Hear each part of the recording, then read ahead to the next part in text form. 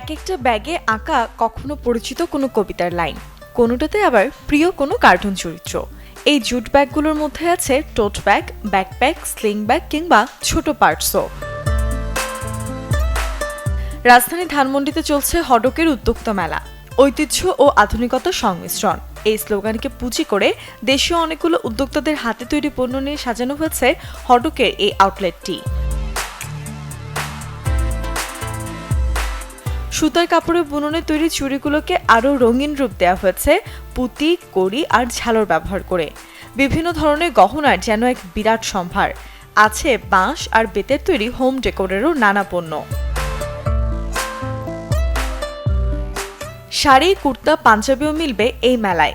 মেলা উপলক্ষে নির্দিষ্ট কিছু পণ্যে আছে বিশেষ ডিসকাউন্টও। হডকের আমাদের মেনলি আমাদের সিগনেচার প্রোডাক্ট সেটা হচ্ছে মূলত জুট কটনের ব্যাগ। আর এখানে কাস্টমাইজের অপশনও থাকে।